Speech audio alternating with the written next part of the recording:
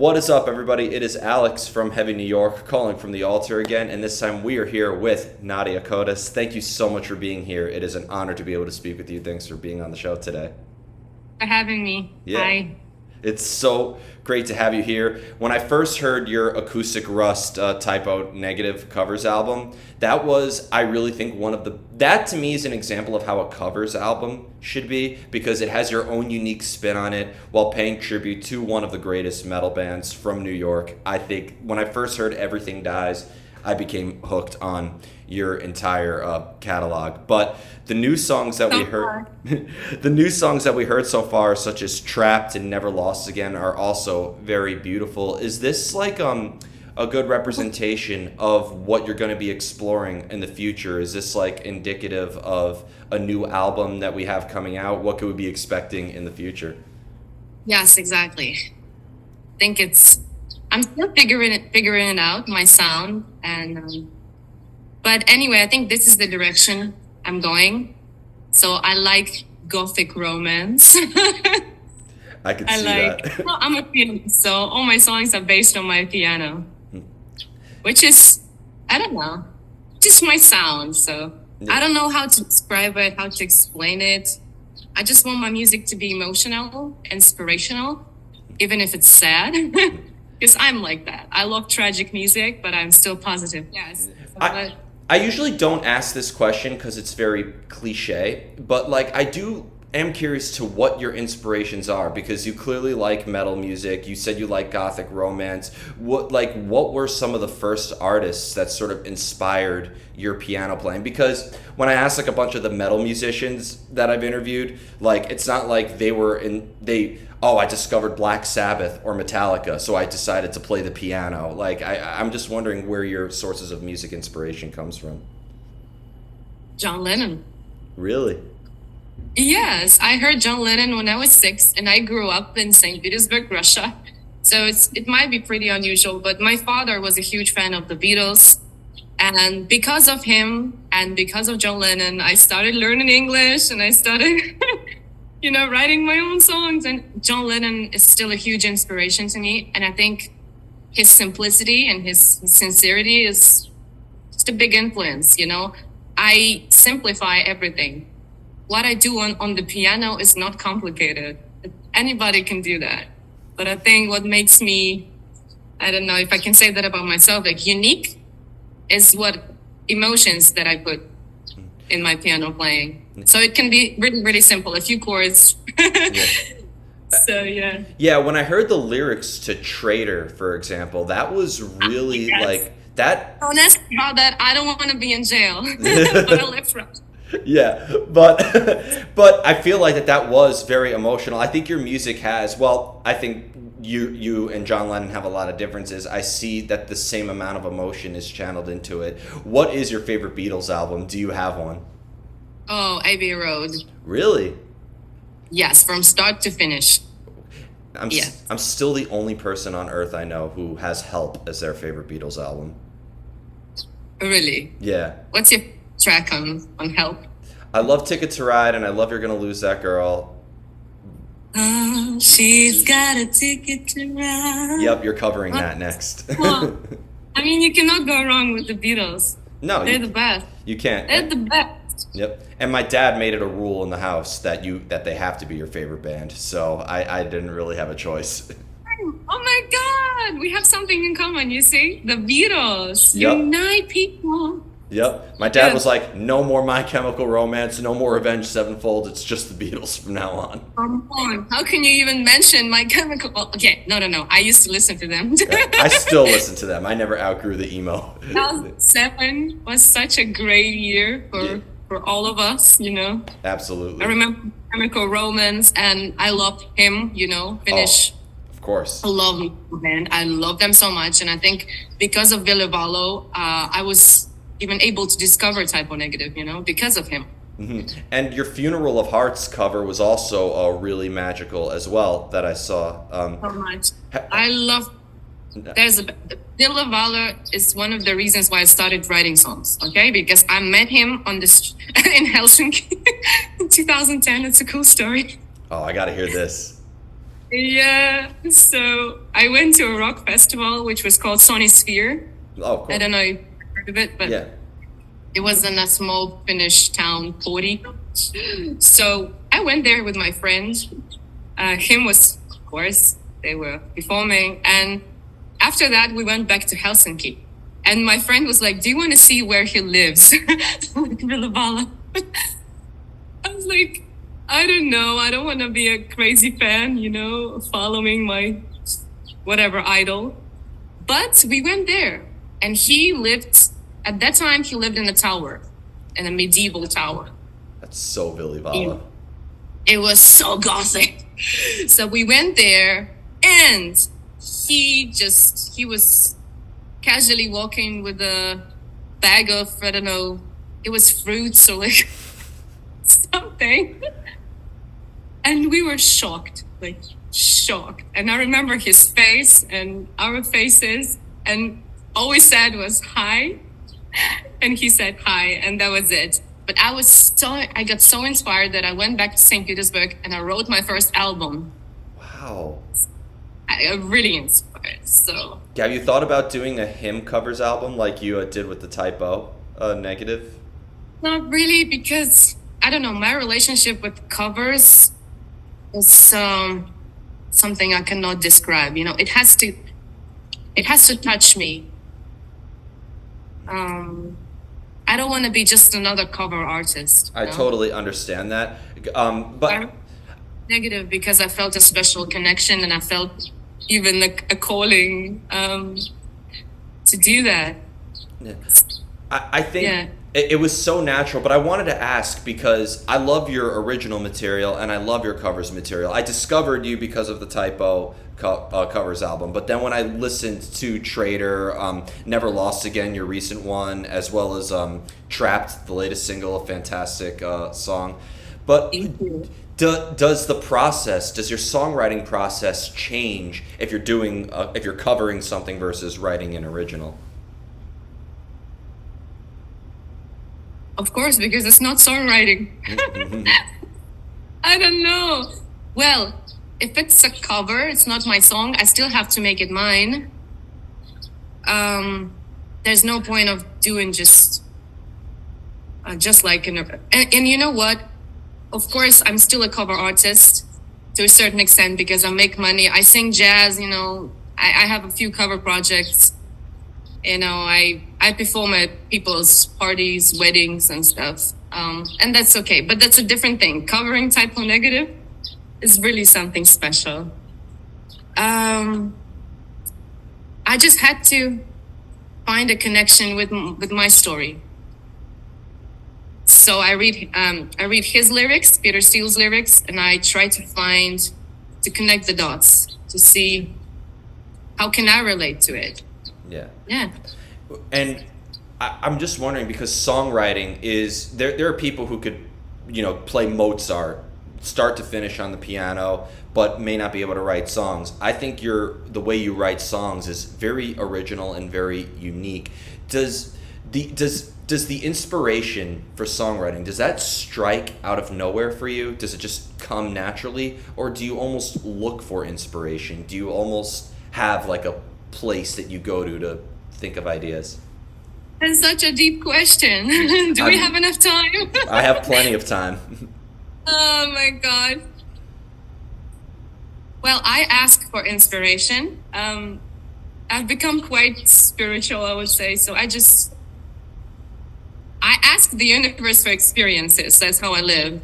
Mm-hmm. Maybe it sounds woo-woo. I don't know, but I have to be inspired. Does it always come from within, or is it coming from observing in a way? From within. And yeah. Because I feel like the emotions that you channel into your music are so strong, but we all can't feel that way all the time. So how do you know when you're feeling something that this is the time to write that song? Usually it comes naturally. You get in a certain mental state. I don't know. You just start hearing melodies and lyrics. They just come to you. I think a lot of songwriters are like that. you feel like it's not you, it's more than you. You're just, I don't know, channeling something. Yeah. Yeah. Yeah. I cannot force it. I cannot force myself. And I don't know. You hear different opinions on songwriting. Some people say just start. Like it's a job. But in my case, no. I believe it has to be natural. And in some sense, I wait for inspiration. I don't know if that's right or wrong, but I would hear some people say both that it's right because you're not forcing it. And again, I think the music sounds so natural that it doesn't sound forced at all. But one other artist said if I only waited till I was inspired, I wouldn't pay my bills. So I think that there's sort of like a fine line in a way. it's not about paying the bills. Yeah, of course, of course.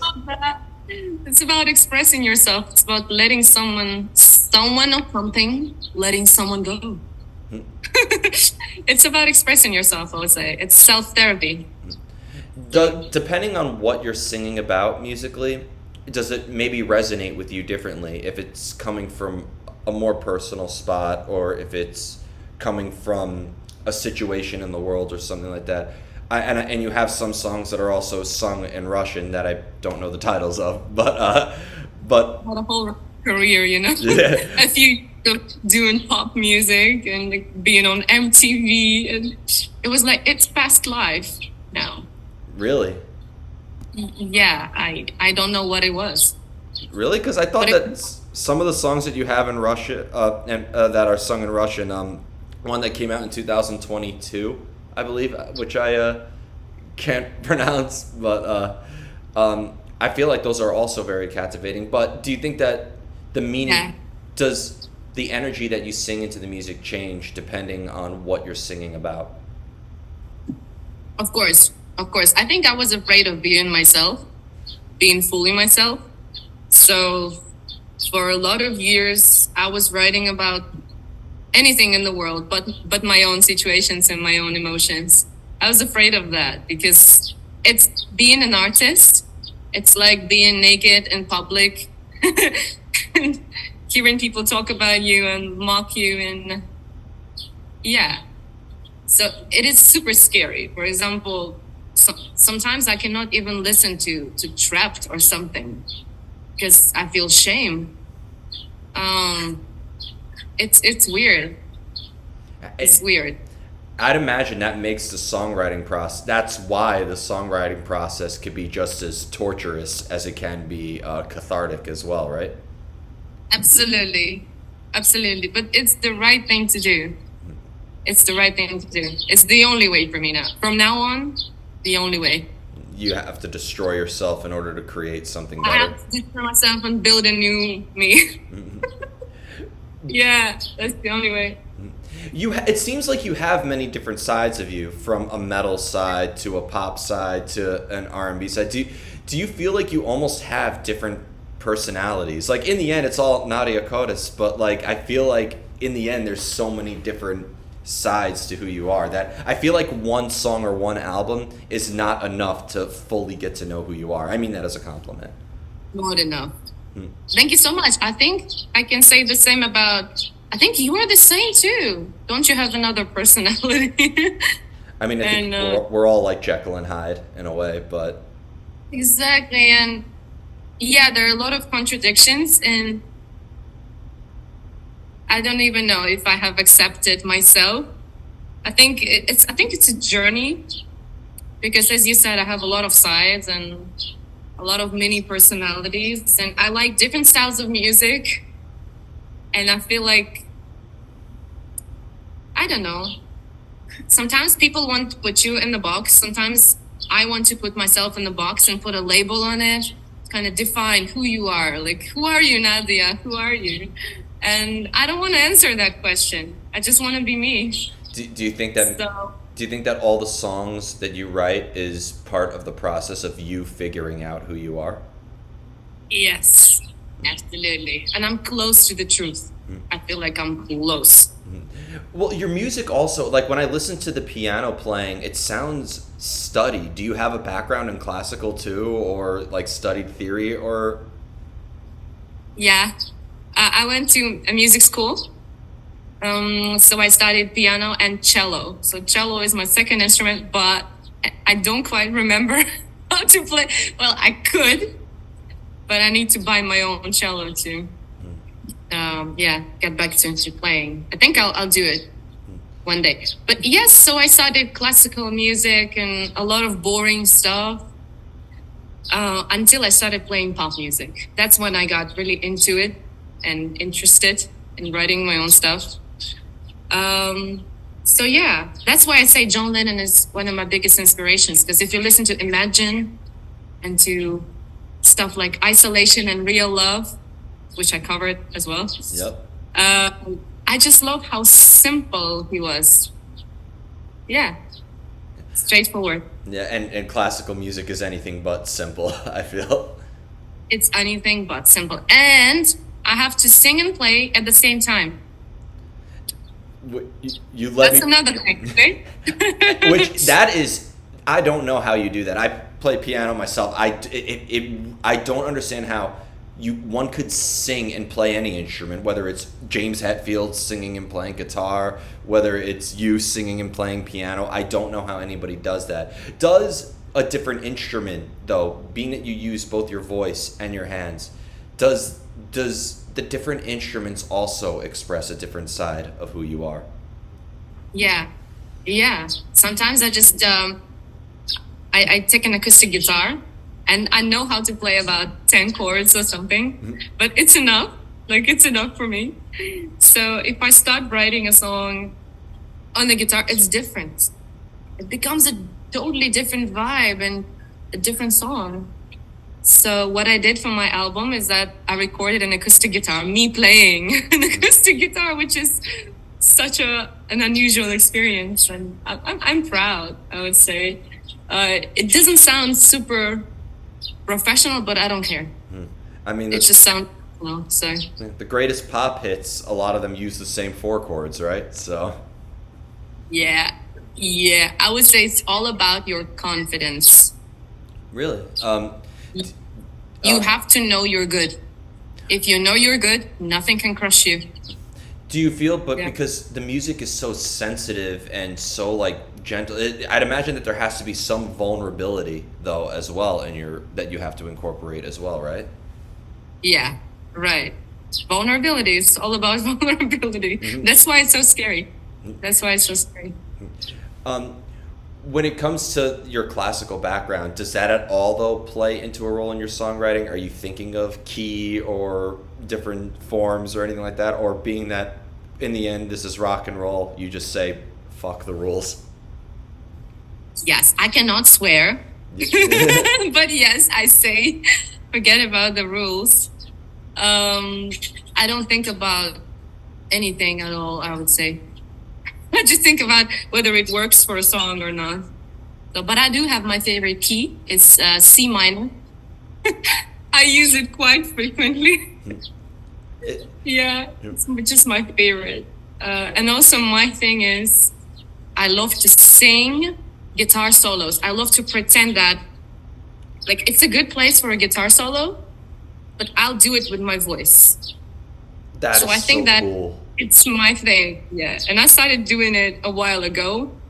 I think I tried it with first on covers, songs like Mr. Crowley, by Ozzy Osbourne.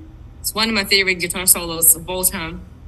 And of course, I cannot do it with my voice, like because I'm not Randy Rhoads, but I still can. I don't know, replicate some of it.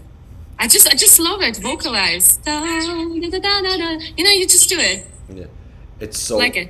It's so cool hearing you sing in person. I'm having a fan moment, but I could listen. It's my favorite thing to do. I'd rather sing than talk. but it's funny you mentioned that too, because I've always said that singing and guitar solos are kind of like the same instrument in a way, because they both use melody to convey a lot of emotion as well. I've always Yeah. said that a lead guitar player is very much the same as a lead vocalist.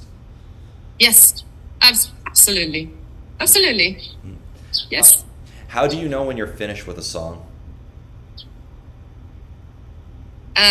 When I listen to it, And when it's mixed and mastered, then blah, blah, blah, and it's a long process.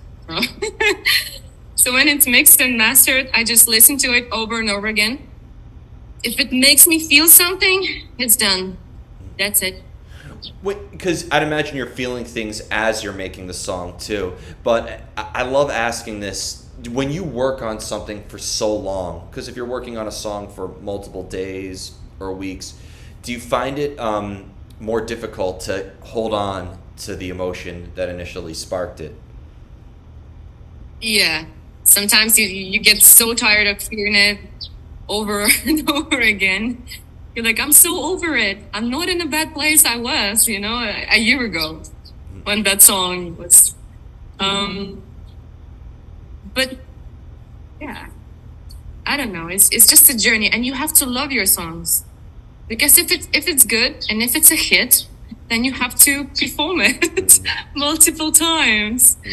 So I think that it creates another story. We may be It's going. a different. We may be going very deep into this, but I like hearing you say you have to love your song, because as somebody who talks with artists every single day, whether it's at a show or at the tattoo shop I work at, like, everybody is so self-critical. I've heard artists say things to themselves that they wouldn't say to their worst enemies. But sometimes people do mix confidence up with arrogance. So, like, how is there like a fine line between loving your work as an artist but without being too cocky or something like that? Wow, that's deep. That's deep. I'm notorious for that. Session. Are you a doctor? No, but I'm notorious whenever there is a press day for artists that the PRs always let them know, by the way, this guy asks the complicated questions, so. No, I love your questions. Love your questions. They make me even think. They make me think. Okay. Mm-hmm. So, what was the question? Yes. So self-validation. Yeah. Okay. So, I am my own worst critic. That's 100% true. But I was so hard on myself that I got to a point where I didn't like anything I was doing. And only about a year ago, I got some self-confidence and I gave myself validation. It was a magical moment, to be honest with you. I have validated myself and I really like what I do now. I'm still critical, but I know I can always do better. Yeah. And I know where can I be better, and but sometimes, listen, I don't even know what to say. You got me so confused, Yeah. Of course, there's always room for improvement, but it's sometimes it's good to say stop. That's it.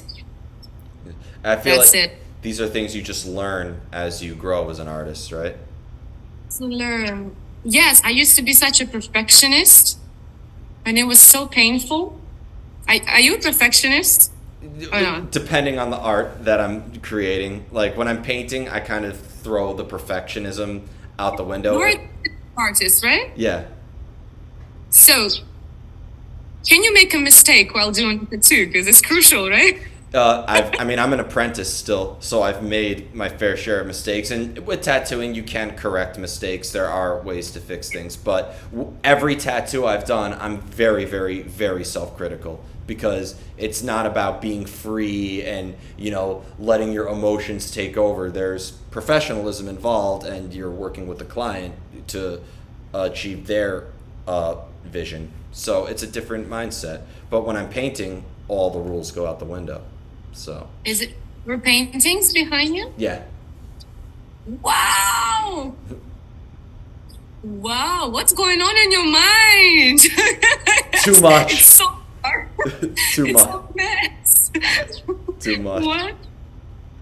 Yeah. It's a lot. Yeah, so I don't know. I think we need to embrace our mistakes and our flaws. These days I can't even leave a a mistake in my mix. I don't care. I don't care. I'm not in my best vocal shape today, but emotionally, I'm now in my best, how to say it? Emotionally, I'm having the best time now. But vocally, no. I think I used to sing better. These days, you will hear it on my album. My voice literally cracks. It does a lot of noises. I like it because I have embraced it. It's still the voice of an angel to my ears, so. Oh, thank you. Whatever comes your way, Oh, you'll God. never be lost again. Thank you. Thank you.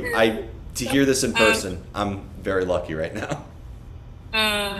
Thank you so much. Yeah. It means a lot, especially hearing you talk about my original songs because it's something else. Yeah. Yeah. Well, I've always said, because there are people who are great covers artists, and I'm not taking away from them. Some people, I don't believe in that person's just a cover artist, so that's it. No, that takes a lot of talent, especially when you take a metal song and transcribe it in a way that you're doing. But it's also a completely separate thing to write your own material too. And I think the fact that you are able to do both is something that is truly inspirational, and why I wanted to talk to you, because I think that Nice. you have something that a lot of artists I've interviewed don't necessarily are able to talk about. So An honor.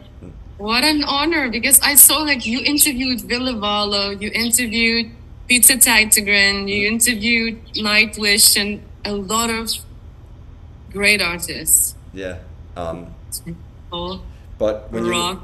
when you listen to so much metal and rock, sometimes it can. But I thought when I heard, I'll put it to you this way: even with your covers, it sounds original to me, if that makes sense. Thank So, the ultimate compliment to me. That's the no. yeah, and I've played your music for plenty of people here in New York. So Oh my God, yes! I'm manifesting New York because I want to live in New York. please, And I'm so tired of, yes, I want to move hopefully this year, but I'm so tired of talking about it. It's hard, like, to do it legally.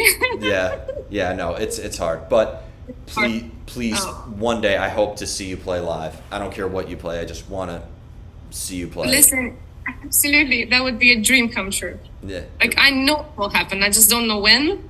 Oh my God, I get goosebumps and tears in my eyes because it means so much to me just to be able to see New York and to play. No, but it would mean it's a lot it's to. my, It would mean a So- lot to us. It's just as much of a dream to see you here as it would be for you to play here. So at the moment, I'm trapped. I'm trapped in the Middle East. But no, I mean, it's good. Life is good. But yeah, it's a journey. Definitely. that's the beauty of the artistic journey. Just before we go, is there anything we could be expecting in the future for more new music, or any shows coming up that we would be expecting? So first, I'll release a rock version of Never Lost Again. I'm super excited. Oh, I can't wait to hear that. With guitars and with bass and live drums and it's different. It's a different feeling, and it feels like almost a different song. So I'm shooting a video, I think this week or next week, and then I'll release a new single, which is called Whole Lotta Nothing, and I believe it's my best song. Like it's my best work. Can I say that I really love it? It's a sad song. It's a sad song about, it's about my path. It's about being on your own. It's about loneliness, which I think that a lot of people can relate. But still, it's powerful. So I don't know how to describe it. But listen, I could send it to you. Please. You could hear it first. Please, Yeah. I'd be honored. I'm so excited. I'm so excited. Yeah, I'm excited to hear it too. Thank you so much. Everybody, we are here with Nadia Kodes. Be sure to check out new stuff coming very soon. We'll see you next time on Heavy New York. Much. Bye bye.